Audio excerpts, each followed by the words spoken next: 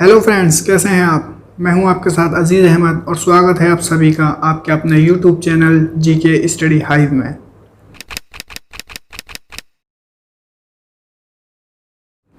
दोस्तों, पिछली वीडियो में वॉइस का कुछ इशू की वजह से कुछ लोगों को वीडियो समझ नहीं आई और उनको आवाज़ नहीं आ पाई, तो उन्हीं के लिए ये वीडियो मैंने दोबारा बनाने का फ़ैसला किया है। तो इस वीडियो का टॉपिक वही है, टर्की में चल रहे हागिया सोफिया मामले पर। तो चलिए शुरू करते हैं।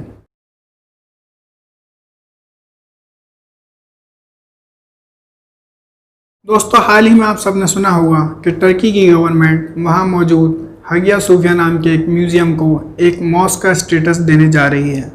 और जिस टाइम मैं वीडियो बना रहा हूं उस टाइम तक हागिया सोफिया का स्टेटस चेंज करके उसको एक मॉस्क का स्टेटस ऑलरेडी दे दिया गया है। तो क्या है इसके पीछे की पूरी कहानी और क्या है इसकी हिस्ट्री, जानेंगे इस वीडियो में। तो चलिए शुरू करते हैं।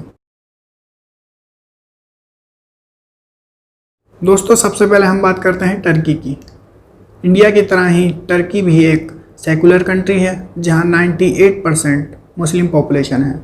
1924 में टर्की ने अपना न्यू कॉन्स्टिट्यूशन अडॉप्ट किया है और 1928 में वो एक इस्लामिक स्टेट से, एक इस्लामिक रीजन से एक सेकुलर कंट्री में डिक्लेयर कर दी गई थी।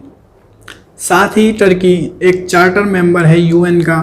इसके अलावा मेंबर है IMF, OIC, वर्ल्ड बैंक और नेटो जैसी संस्थाओं का। टर्की की जियोग्राफिकल अगर हम बात करें तो टर्की एक ट्रांसकॉन्टिनेंटल कंट्री है। बेसिकली हम इसको ऐसा समझ सकते हैं कि टर्की दो हिस्सों में डिवाइड है।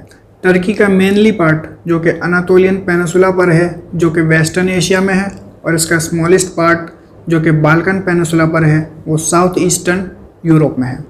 साथ ही मैं आपको इसका मैप भी दिखा देता हूँ ताकि आपको और अच्छे से समझ आ सके।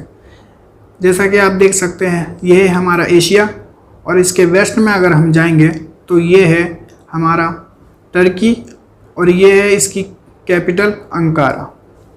अब हम बात करते हैं हागिया सोफिया की।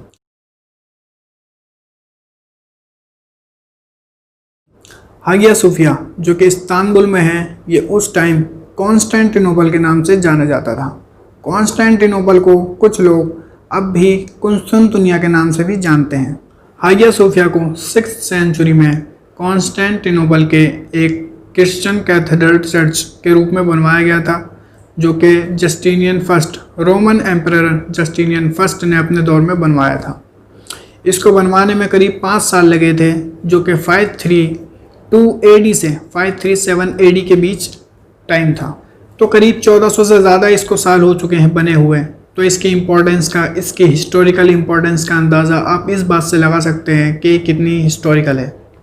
हागिया सोफिया को बाइजेंटाइन के माहिर स्ट्रक्चर द्वारा डिज़ाइन किया गया था और जैसा कि आप इसकी अंदर की स्ट्रक्चर को, इसके अंदर की खूबसूरती को देखकर अंदाज़ा लगा सकते हैं। इसके अलावा हागिया सोफिया को आया सोफिया, इंग्लिश में सेंट सोफिया और डिफरेंट लैंग्वेज में, अलग अलग लैंग्वेज में इसको अलग अलग नाम से जाना जाता है। इसके बाद सन 1453 में ऑटोमन एम्पायर के सुल्तान महमद II ने, जो उस वक्त सिर्फ 21 साल के थे और जिन्हें बाद में कॉन्करर भी कहा जाने लगा, यहाँ यानी कॉन्स्टेंटिनोपल पे अपनी जीत का परचम लहराया और हागिया सोफिया को एक चर्च से एक मॉस्क में बदल दिया। मॉस्क में बदलने के बाद उन्होंने यहाँ के अंदर के स्ट्रक्चर में भी कुछ बदलाव किए। वहाँ अपना इस्लामिक जो कल्चर है, इस्लामिक स्ट्रक्चर कायम किया। 1453 में सुल्तान महमद के यहाँ आने से पहले हुई बाकी जंगों और जलजलों की वजह से यहाँ के स्ट्रक्चर को कई बार नुकसान हो चुका था और जिसकी वजह से यहाँ कई बार रिपेयरिंग का काम भी हो चुका था। वर्ल्ड वॉर फर्स्ट के बाद ऑटोमन एम्पायर टूटने लगा और 1934 में मॉडर्न सेकुलर टर्की के फाउंडिंग फादर कहे जाने वाले मुस्तफ़ा कमाल अतातुर्क, जो कि जनरल डिक्टेटर थे, यहाँ उन्होंने अपना कब्ज़ा कायम किया। मुस्तफ़ा कमाल अतातुर्क जो कि एक जनरल डिक्टेटर थे, उन्होंने टर्की के कॉन्स्टिट्यूशन को बचाए रखने और हर हाल में सेव रखने की जिम्मेदारी और पावर वहाँ की मिलिट्री को सौंप दी। और उसके बाद वहाँ मौजूद हागिया सोफिया जो कि उस टाइम एक मॉस्क थी, उसको उसका स्टेटस बदल के उसको एक म्यूज़ियम में बदल दिया।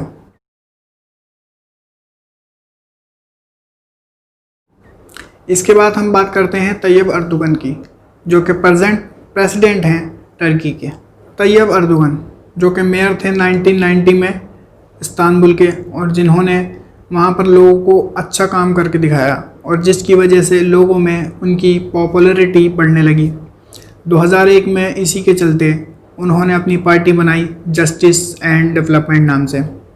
2002 में इसी के चलते वो इलेक्शन जीते और उन्होंने लोगों के लिए और भी अच्छे काम किए, जिसकी वजह से 2007 और 2011 में वो दोबारा पीएम चुन कर आए। तो 2002, 2007 और 2011 लगातार 3 बार जीतने के बाद तैयब अर्दोगन जब चौथी बार प्राइम मिनिस्टर नहीं बन सकते थे, क्योंकि टर्की का लॉ है कि एक इंसान सिर्फ 3 बार ही वहाँ का पीएम बन सकता है। तो उन्होंने अपने ट्यूनर में ही अपनी सारी पावर, यानी एक प्राइम मिनिस्टर की सारी पावर एक प्रेसिडेंट के पास ट्रांसफ़र कर दी, वहाँ टर्की के कॉन्स्टिट्यूशन में अमेंडमेंट करके। उसके बाद 2014 और 2018 में तैयब अर्दोगन वहाँ के प्रेसिडेंट के इलेक्शन में खड़े हुए और जीते। इसके अलावा आज की अगर हम बात करें तो तैयब अर्दोगन और टर्की की स्टेट काउंसिल ने ये फैसला लिया है, ये लॉ पास किया है कि वहाँ की जो हागिया सोफिया म्यूज़ियम है उसका स्टेटस चेंज करके उसको एक मॉस्क का स्टेटस दे दिया जाए। तो आखिर हागिया सोफिया का स्टेटस चेंज करके उसको एक मॉस्क का स्टेटस देने का फ़ैसला क्यों लिया गया? इसके पीछे कई लोगों का ये कहना है कि क्योंकि 2011 के बाद लगातार टर्की की जीडीपी नीचे आ रही है और वहाँ की करेंसी भी गिर गई है। इसी के चलते वहाँ बेरोज़गारी बढ़ने लगी है और लोगों का ध्यान खींचने के लिए, उनका मुद्दा भटकाने के लिए वहाँ ये काम किया गया है। वहीं दूसरी तरफ इसके अलावा और भी लोगों ने इस पर अपनी नाराज़गी जताई है, इस फैसले को गलत बताया है। जैसा कि आप देख सकते हैं, वर्ल्ड काउंसिल ऑफ चर्च ने टर्की के प्रेसिडेंट से तैयब अर्दोगन से ये अपील की है कि वो अपना फ़ैसला वापस ले लें और इसका स्टेटस चेंज ना करें। इसी के साथ यूएस के प्रेसिडेंट डोनाल्ड ट्रंप ने, फ्रांसिस के पोप ने और साथ ही यूनेस्को ने भी इस पर अपना नाराज़गी जताई है और इस फैसले को गलत बताया है। वहीं दूसरी तरफ तैयब अर्दोगन जो कि प्रेसिडेंट हैं टर्की के, उन्होंने ग्लोबल क्रिटिसिज्म को इग्नोर करते हुए ये फ़ैसला लिया है कि वो अपने डिसीज़न पे कायम रहेंगे और इंटरनेशनल लेवल ना सही लेकिन नेशनल लेवल यानी टर्की में हागिया सोफिया का स्टेटस चेंज करके उसको एक मॉस्क का स्टेटस दे दिया गया है और इसी की वजह से 24 जुलाई को वहाँ फर्स्ट प्रेयर भी होने जा रही है। तो ये सब जानने के बाद इस बारे में क्या है आपकी राय? आप अपनी राय नीचे कमेंट बॉक्स में लिखकर मुझे बता सकते हैं। साथ ही अगर ये वीडियो आपको अच्छी लगी हो तो वीडियो को लाइक कीजिए, शेयर कीजिए और चैनल को सब्सक्राइब ज़रूर करें और बेल आइकन भी दबाएं ताकि आगे आने वाली वीडियो की आपको नोटिफिकेशन मिल सके।